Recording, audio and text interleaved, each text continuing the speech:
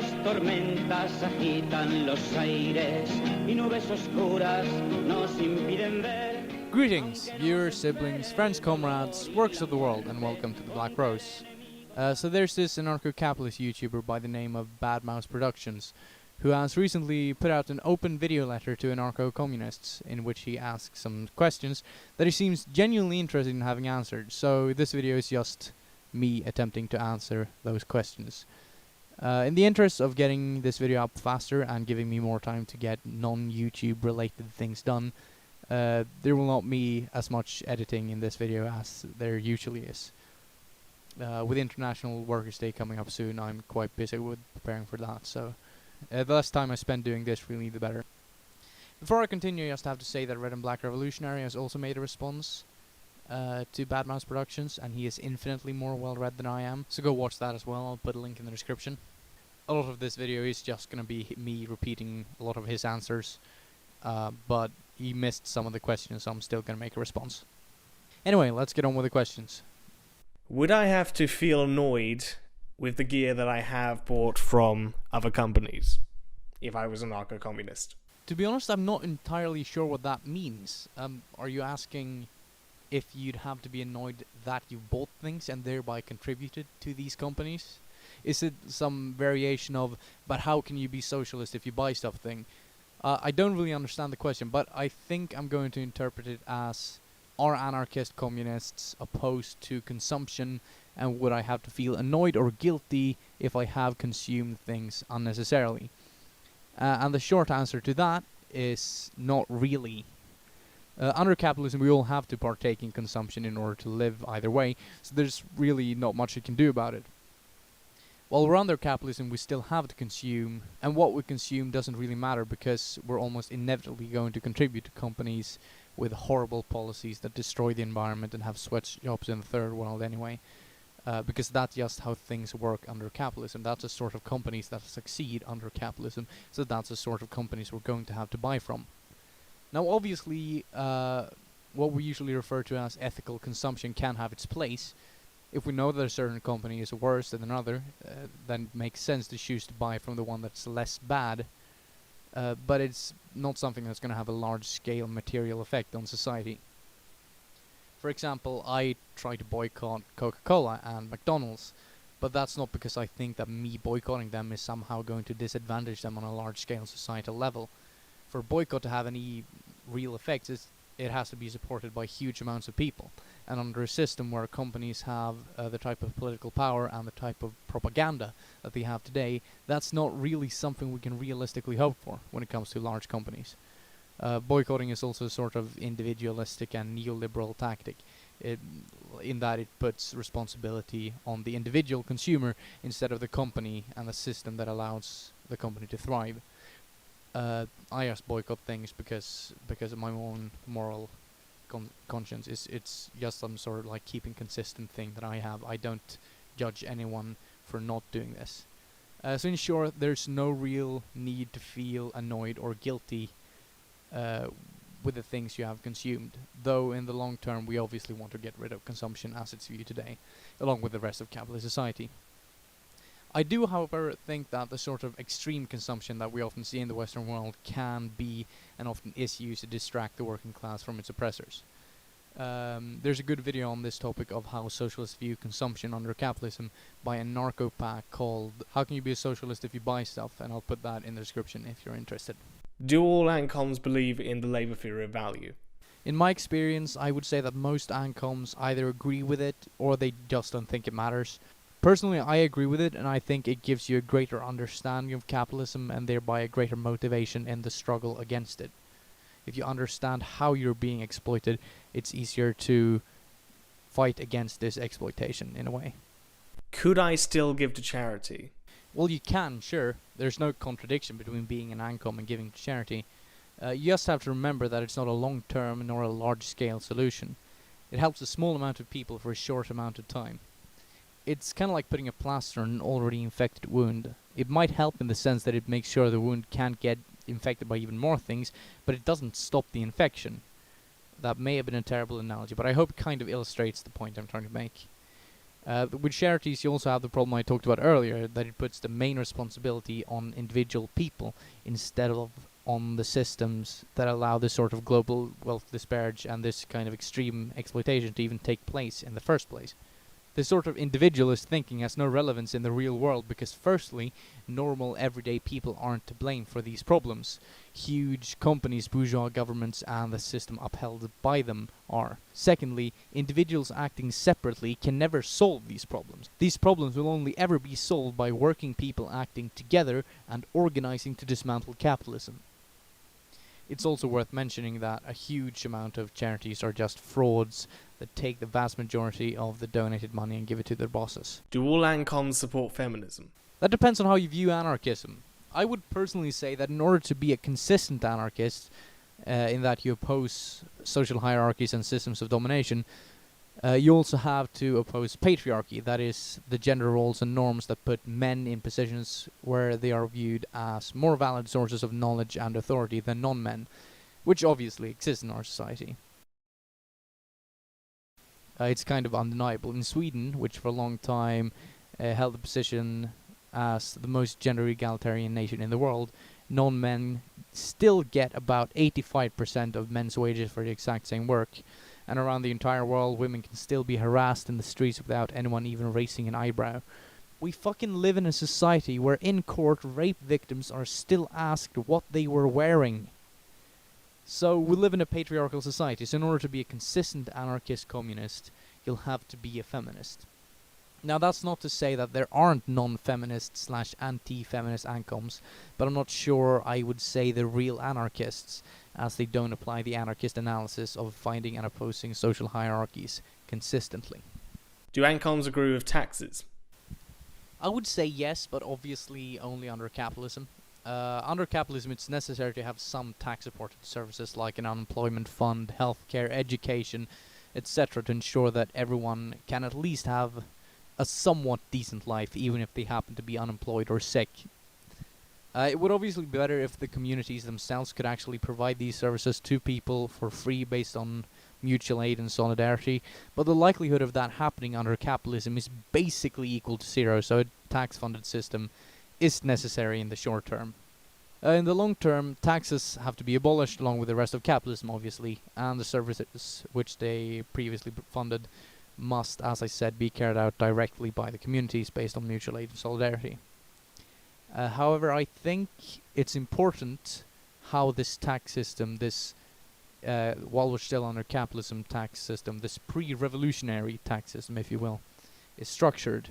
Because what happens in a lot of places is that the group with the least ability to pay taxes, the working class, get the highest tax rate, while large companies and bosses have to pay almost nothing at all, and can easily and often legally get out of paying taxes. So this is why, despite how much I hate social democrats, I think you should try to aim for social democracy while still under capitalism. It is, however, important to remember that this, just like charities, is just a temporary solution and must be abolished in the social revolution. Would ancons agree that even though they find capitalism to be evil, would they agree that in the relative sphere, in the freest areas where capitalism has been able to get there, it has elevated the standard of living exponentially in comparison to the feudal living which only created enough to survive?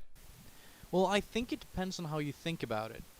To a certain extent, yes, capitalism and the developments in production that it's brought with it have given a lot of people a higher standard of living and a slightly freer and more democratic society.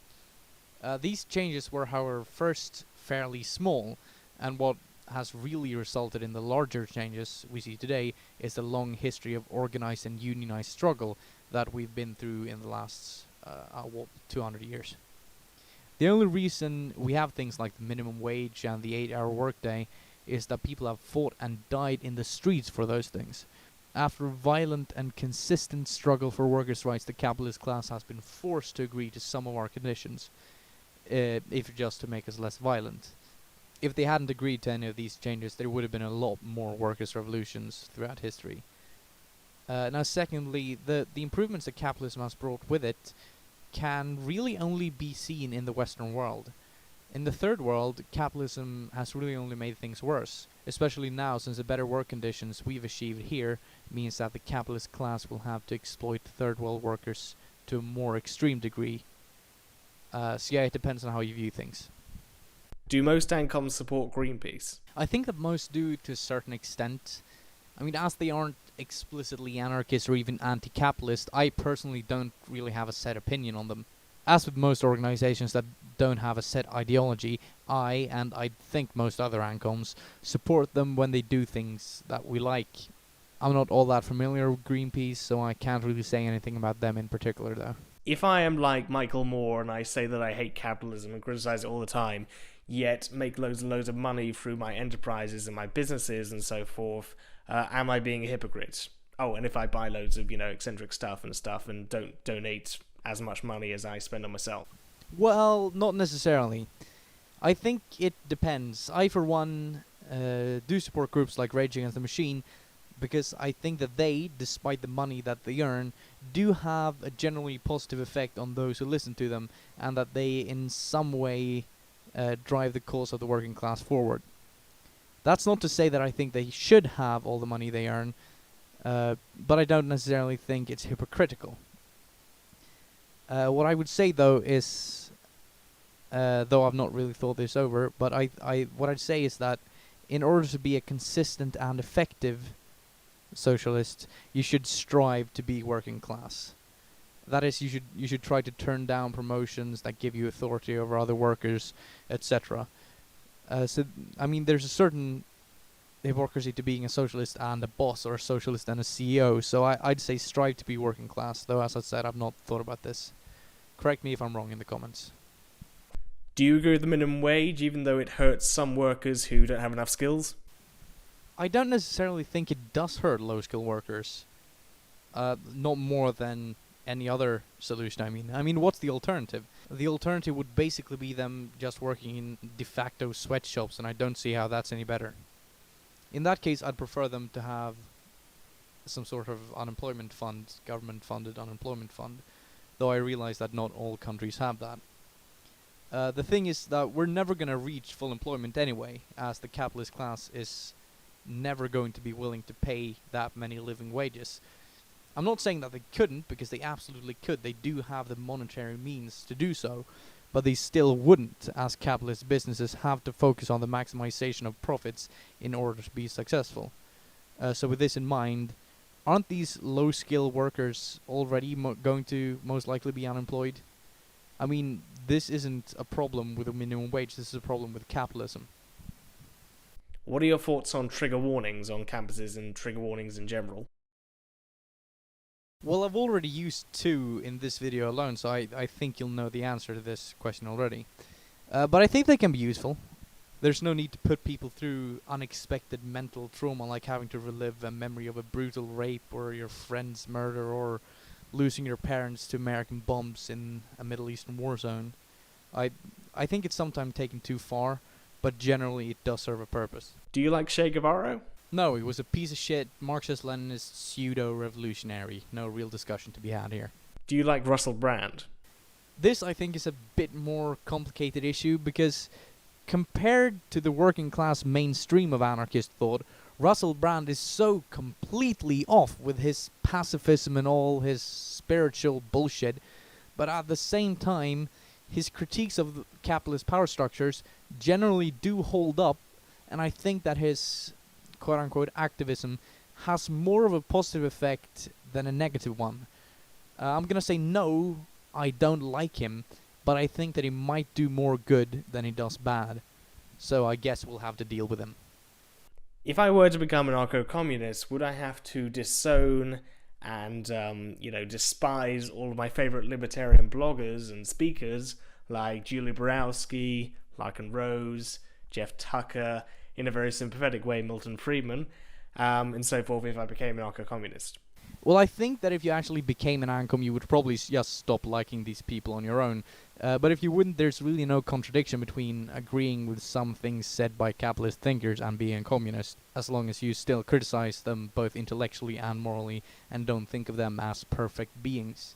I mean, the entire modern anarchist movement is largely based on the ideas of a misogynist and a racist. But it's not a problem, since it's specific ideas the movement is built upon, and not a cult following of these people. Do I have to condone the use of violence in certain scenarios, even though it's not being directly initiated upon me, as I am against aggressing violence because I find it the easiest and most consistent way to stand by? I don't really think that's the most consistent position to take. Or I guess it depends on what you want to be consistent with. If it's just physical violence we're talking about, then sure, the NAP and similar models may be the most consistent. If you want to be consistent with is instead maximizing human happiness and ensuring autonomy, freedom, and equality, you will have to take a different stance, because obviously the NAP doesn't necessarily work in that regard.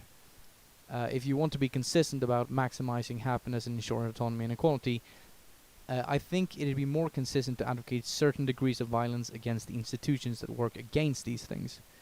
This whole idea culminates in a moral justification for the social revolution. We also have to consider the definition of violence to see if it really is a useful one.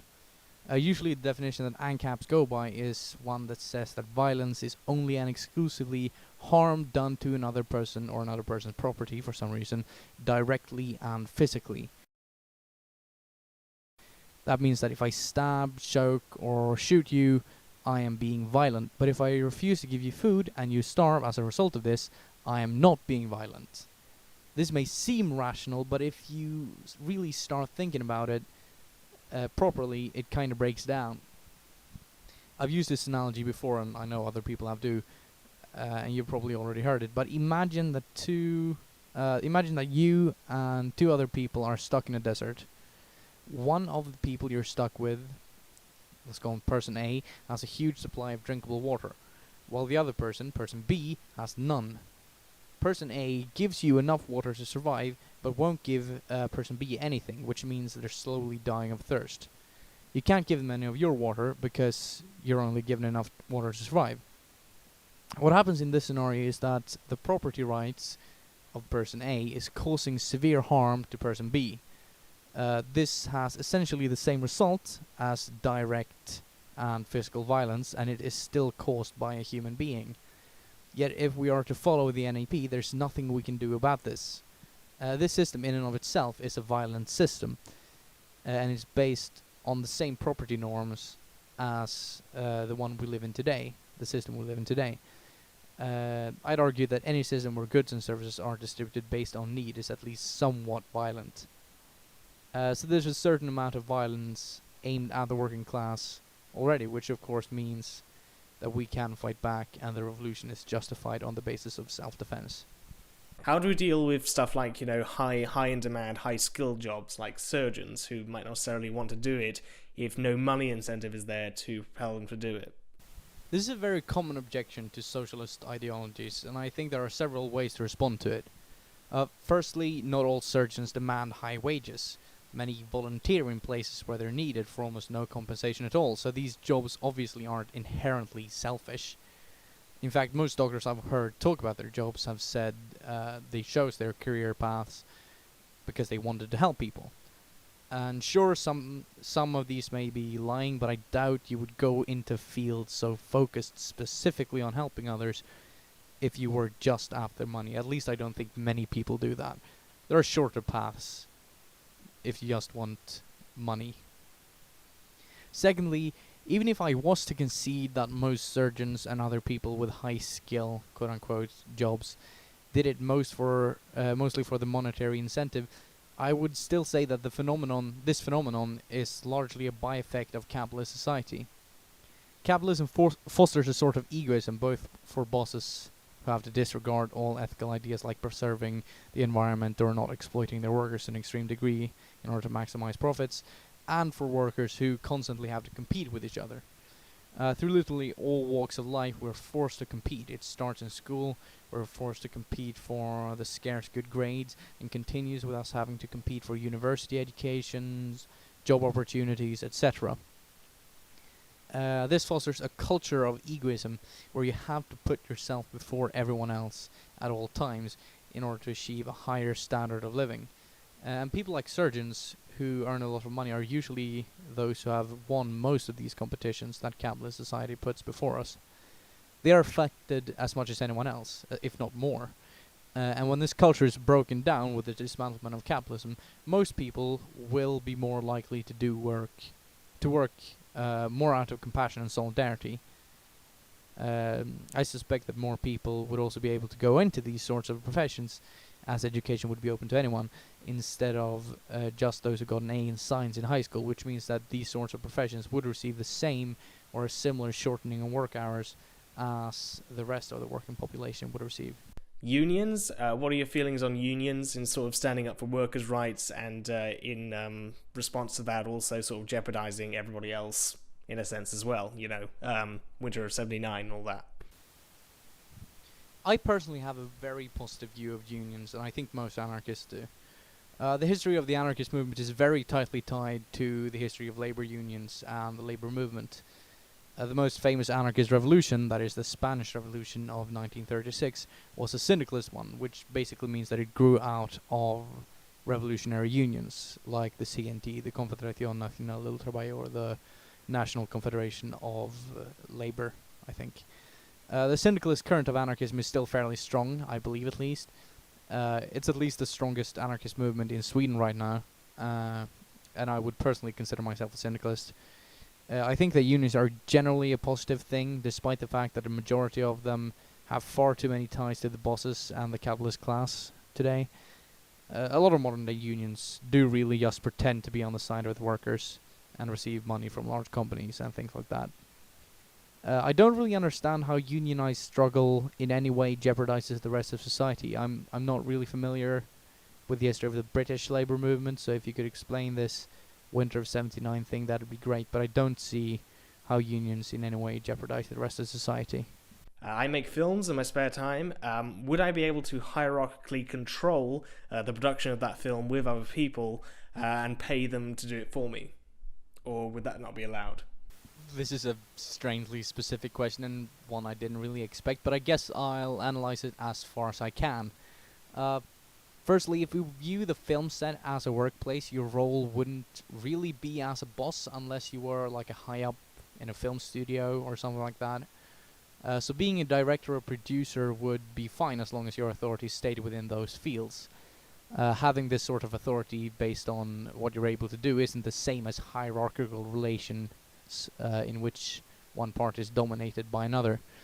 Indeed, I would say that it is completely in line with communist thinking, as it is just doing work according to ability.